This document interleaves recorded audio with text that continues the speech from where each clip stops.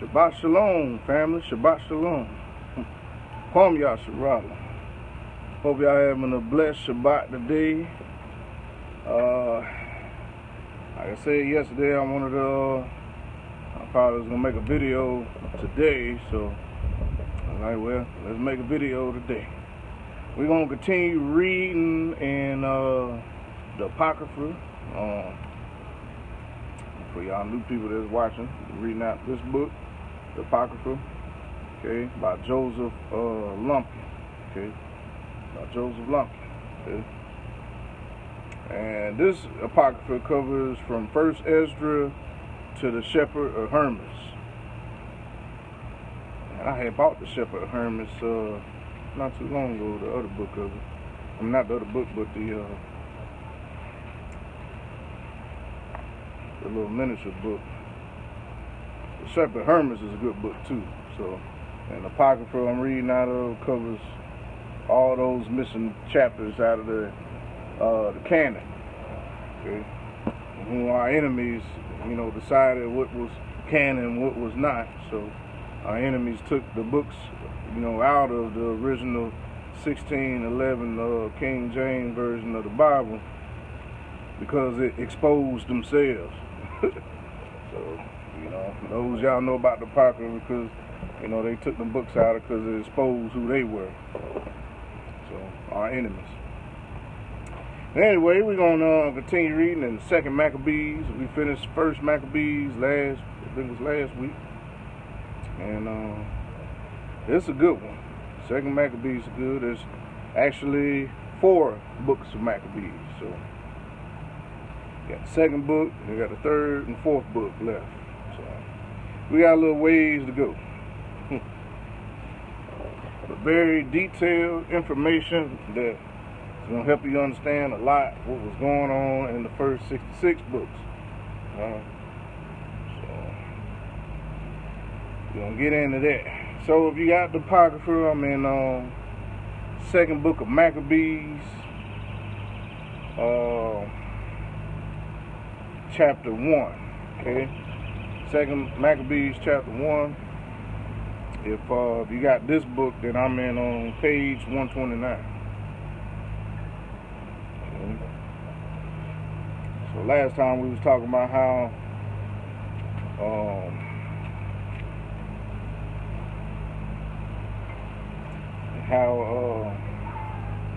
Simon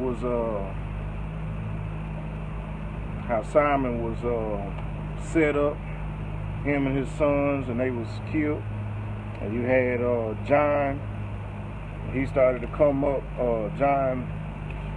his name was John Hyrcanus, okay? He was the leader under Simon Thassi, Maccabees, the high priest of the Hebrews during the Hasheminian dynasty from 142 to 135 BC.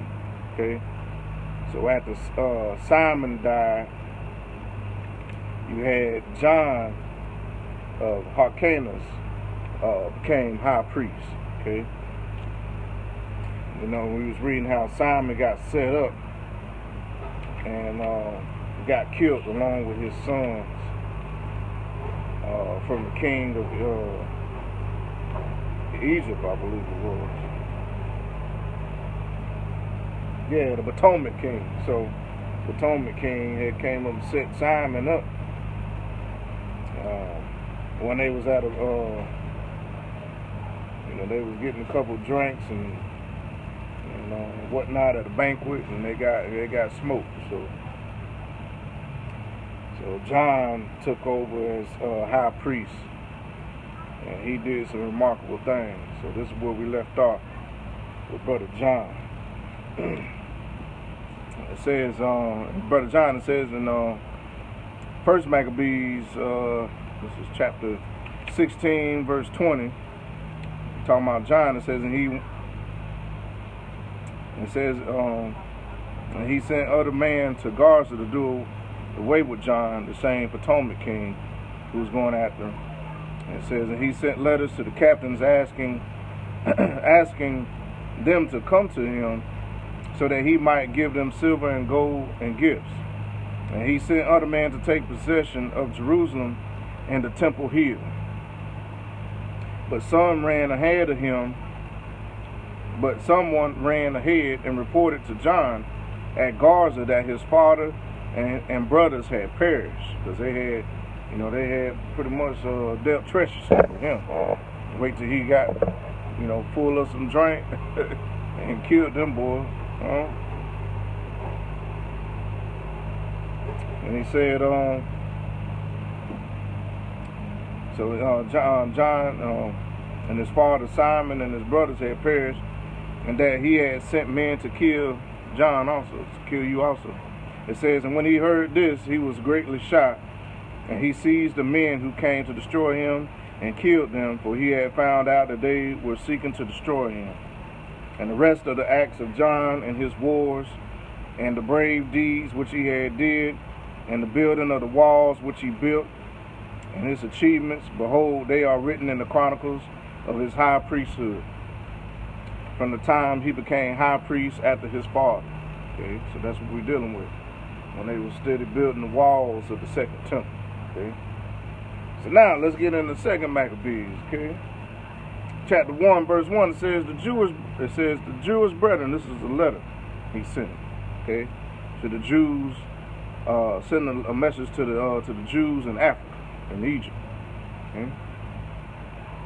It says the Jewish brethren in Jerusalem and those in the land of Judea, okay, in the land of Judah, to their Jewish brethren in Egypt, which is in Africa, greeting and good peace. Okay, it says, may Elohim do good to you, and may he remember his covenant with Abraham and Isaac and Jacob, his faithful servants. Okay. Verse 3, it says, may he give you all a heart to worship him and to do his will with a strong heart and a willing spirit. May he open your heart to his law and his commandments, and may he bring peace. Hallelujah. It says, in verse 5, it says, may he hear your prayers and be reconciled to you, and may he not forsake you in the time of evil. It says, we are now praying for you here. Verse 7, it says, in the reign of Demetrius, and this was during the reign of King Demetrius II. Okay, it says, in the 169th year, the Jews wrote to you in the city, in the critical distresses which came upon us in those years after Jason and his company revolted from the Holy Land and the kingdom, and burned the gate and shed innocent blood. Okay.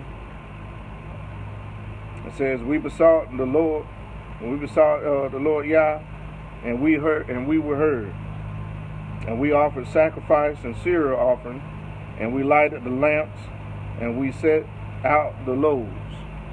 Okay, so they offered peace offerings and offered a sacrifice with the cereal offering, and lighted the lamps of the menorah. Okay, and set out the loaves of bread. Verse 9, it says, and now see that you keep the feast of booths.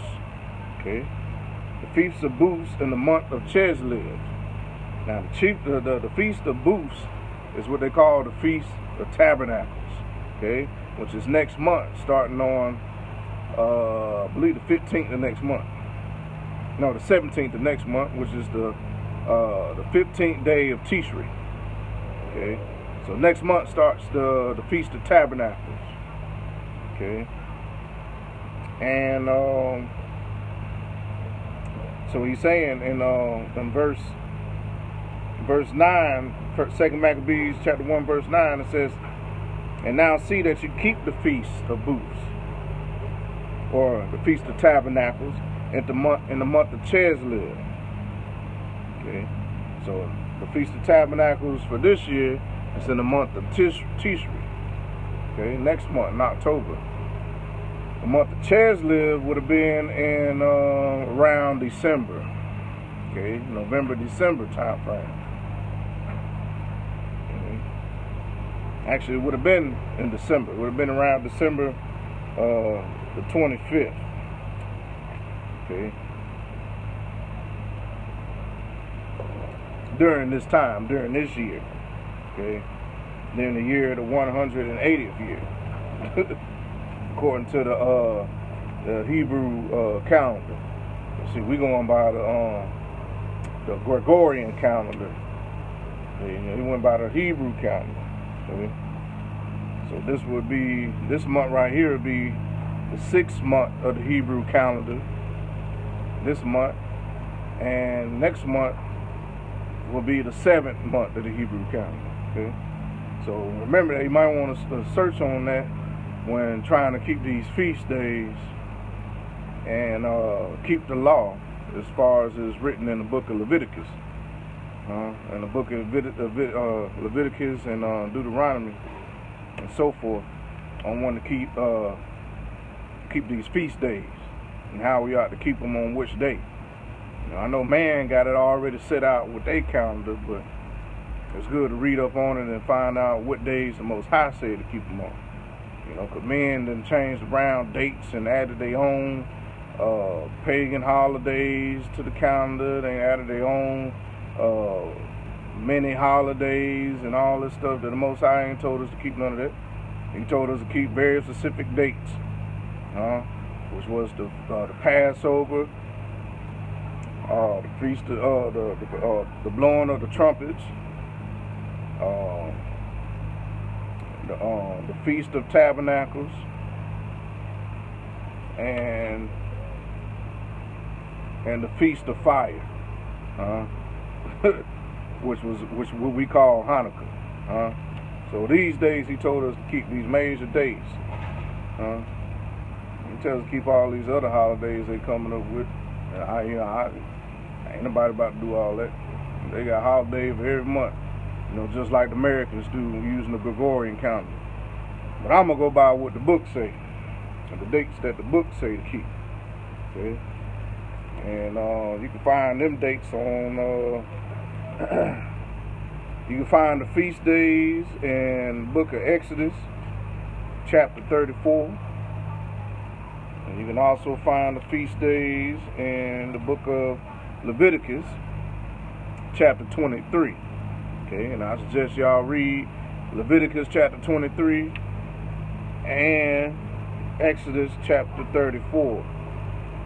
Okay, so because it tells you what day of the Hebrew month to keep these dates on. To keep these dates on, it tells you the Hebrew month and the Hebrew date to keep these feasts on. Okay, so I suggest you read up on that if you want to be keeping the law, statutes, and commandments, Don't wait for man to tell you nothing, because he can't lead you astray around here. So let's go. So that's what they call the Feast of Booths. If you look it up, it's also interpreted the Feast of Tabernacles. Okay, and they kept it in the month of Chislev, which was not the 7th month, but the 9th month. Which was in October. Yeah, so they kept it during the 9th month, during this year. It was for a reason when we get into it. Okay.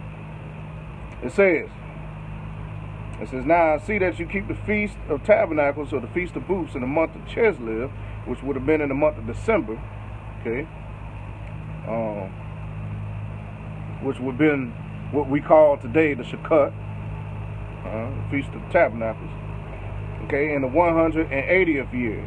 It says, those in Jerusalem and those in Judea and the Senate and Judas, to Aristobulus, who is of the family of the anointed priest, teacher of Ptolemy the king, and to the Jews in Egypt or Africa, greeting and good health.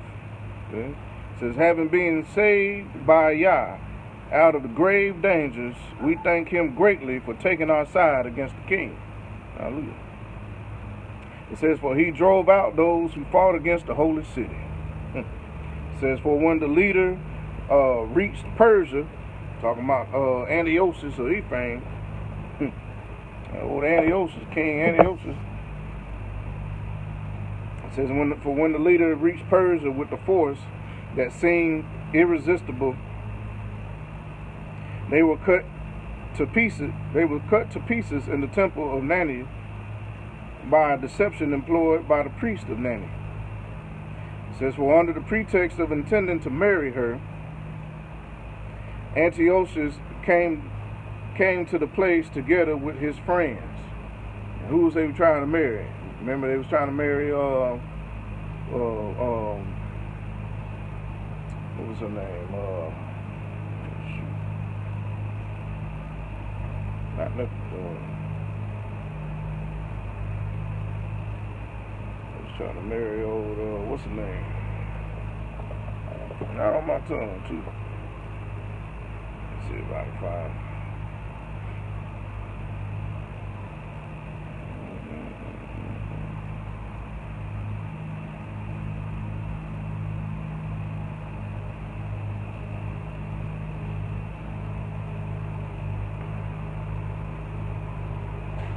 Nefertiti. It was Queen trying to marry old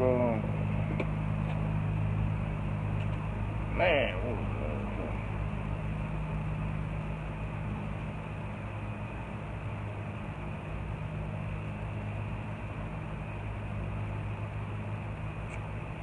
Oh man.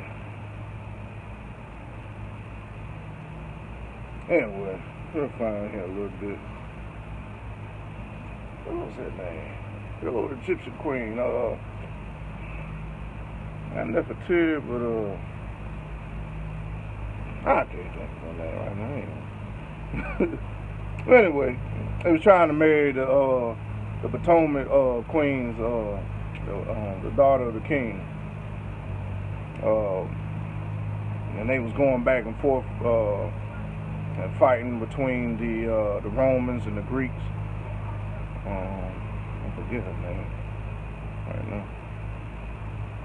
But verse 14, it says, and Antiochus came to the place together with his friends to secure most of his treasures as a dowry. And when the priest of the temple of Nania had set out the treasures, and Antiochus had come with a few men inside the wall of the sacred precinct, and they closed the temple as soon as he had entered. It says, opening the, verse 16, it says, opening the secret door in the ceiling, they threw stones and struck down the leader and his men and dismembered them and cut off their heads and threw them to the people outside.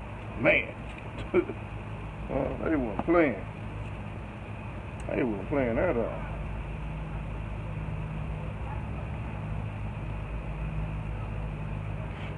In verse 17 it says, blessed in every way be our Elohim, who had brought judgment upon those who behaved impiously. Since on the 25th day of Chislev, which would have been December 25th, you know, which the pagans call Christmas, you know, which would have been what we call, the Hebrews call Hanukkah. On the 25th day of Chislev, it says, we celebrate the purification of the temple. Okay? And we thought it to be necessary to notify you in order that you may also celebrate the Feast of Tabernacles and the Feast of the Fire. Okay? Which is, the Feast of Fire is what we call Hanukkah today. Excuse me.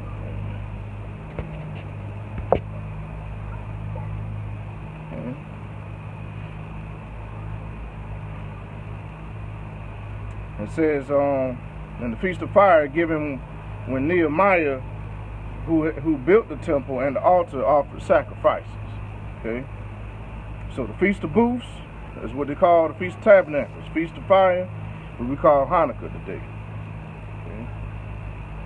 Verse 19, it says, for when our fathers were being led captive to Persia, the pious priests of that time took some of the fire of the altar and secretly hid it in the hollow of a dry cistern, where they took such precautions that the place was unknown to anyone. Okay?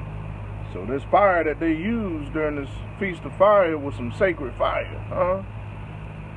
It says, verse 20 says, but after many years had passed, when it pleased Yah, Nehemiah, having been commissioned to the king of Persia, sent the descendants of the priests who had hidden the fire to go get it.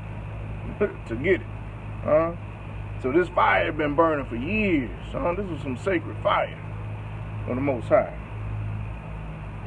Okay? That was in the temple. When they was doing the temple dedication. Okay? In the temple, this fire wasn't put out. This fire was burning for a long time. That's crazy. Not crazy, but just but understanding nowadays, fire, you think fire go out. They said this fire been burning for years. So it says in verse 20, it says, and when they reported to us that they had not found fire, but thick liquid, he ordered them to dip it out and bring it. So the liquid that the fire made, I guess from the soot and whatever oils they was using for the fire, was some sacred oil. And, the fire was sacred, but the oil was just as sacred. This liquid.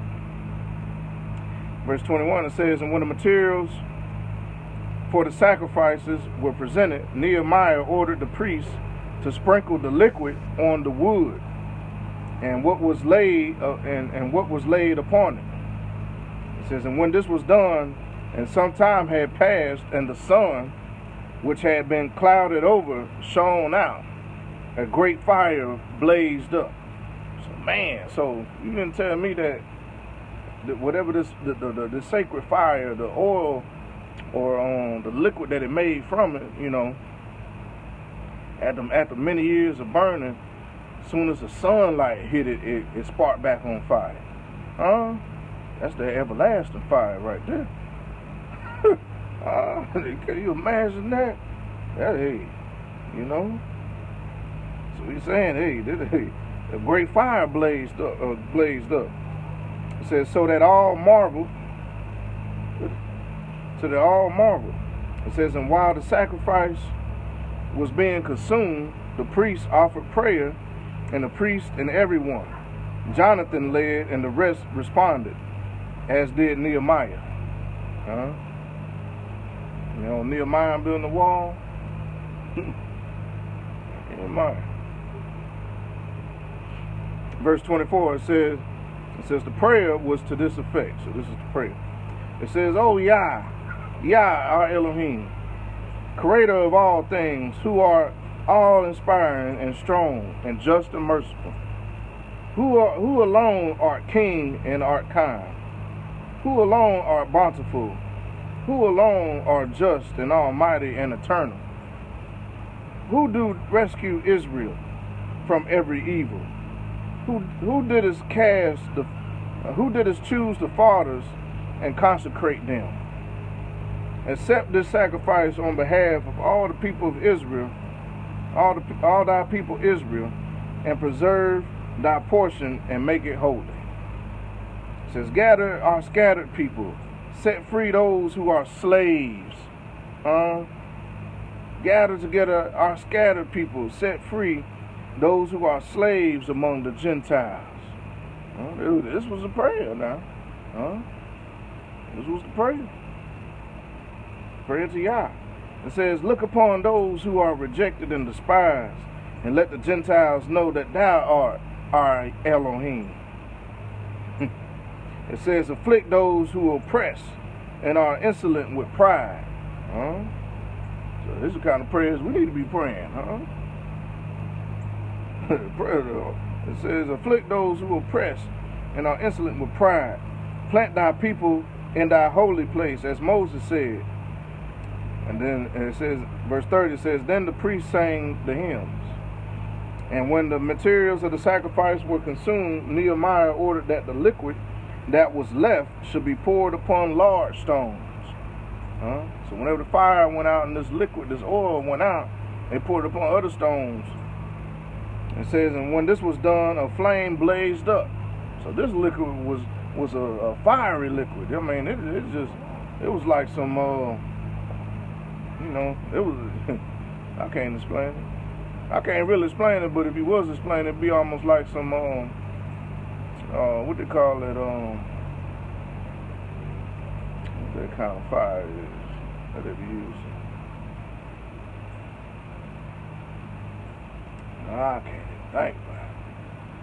Some type of pyrotechnic fire that they use. But this fire, was just whatever this liquid was, whether it was oil or whatever, it spontaneously combusted. This oil or liquid was no joke. So what they did, they poured it up on the rocks, and it says, and the flame rose up. It says, but when the light from the altar shone back, it went out. Man. So in other words, when the fire went out upon the sacrifice, they poured the oil upon the stones, upon large stones. And when this was done, the fire blazed up. But when the light from the altar shone back, so when the altar shone his light and the altar, the flames went out. That's some stuff, ain't it?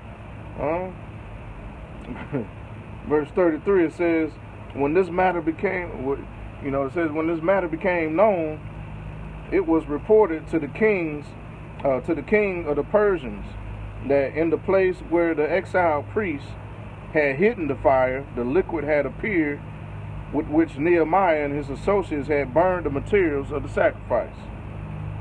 And the king investigated the matter, and they closed the place and made it sacred. So they closed the place up.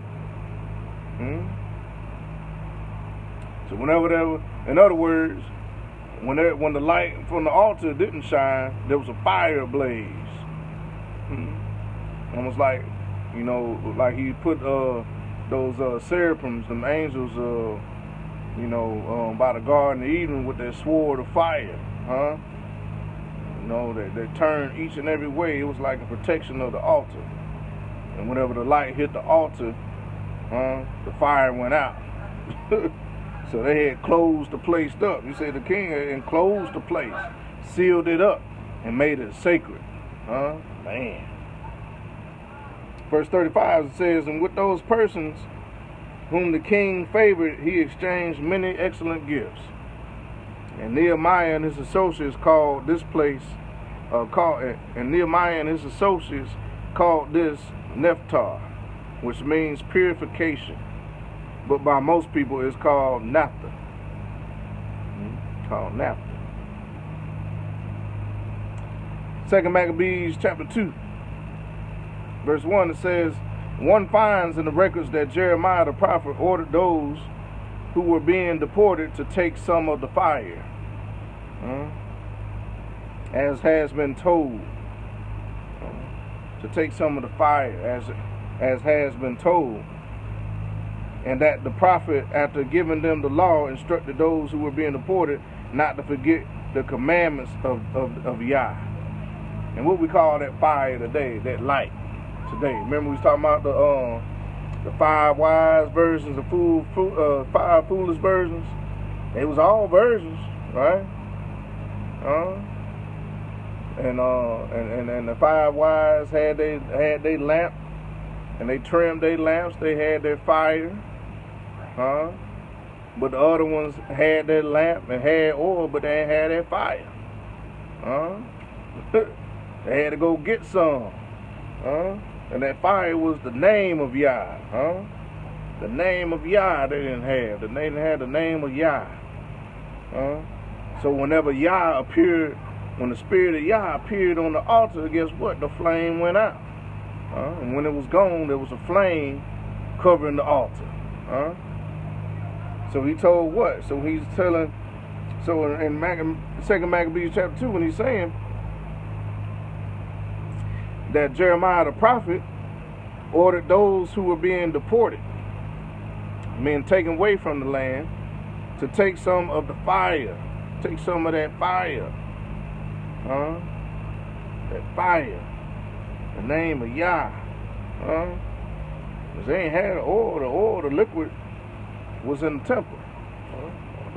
You know, that oil that was in that lamp was the ruach, but that name was that fire. Man. And he told them to do what? And to keep the commandments. He said,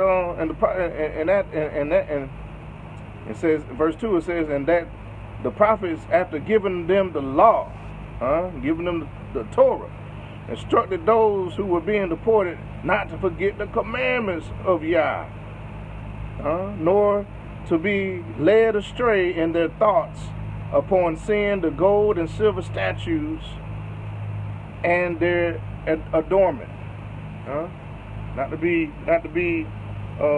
have their thoughts led astray by seeing the gold and silver statues to wherever they was going, because you know, back in the day they had a lot of gold and silver statues about, but when they left, when they was led captive, deported, they took that fire, they took the name of Yah with them, along with the law, the statutes and commandments, man.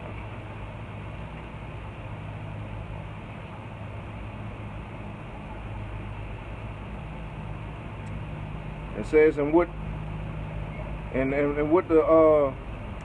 other similar words he exhorted them that the law should not depart from their hearts. That the law should not depart from their hearts. And it was also in the writing that the prophet, having received an oracle, ordered that the tent and the ark should follow with him, and that he went out to the mountain where Moses had gone up and had seen the inheritance of Yah. And Jeremiah came and found a cave, and he brought there the tent and the ark and the altar of incense, and he sealed up the instruments. And some of those who followed him came up to mark the way, but could not find it. And when Jeremiah learned of it, he rebuked them and declared, the place shall be unknown until Yah gather his people together again and shows his mercy. It says, and then Yah will disclose these things, and the glory of Yah and the cloud will appear. Remember, he said he coming in the clouds. It says, as they were shown in the case of Moses, and as Solomon asked that the place should be specially consecrated. And you can look up more on that in the book of Jeremiah chapter 3 verse 16 through 17, and Jeremiah chapter 7 verse 4. Okay. And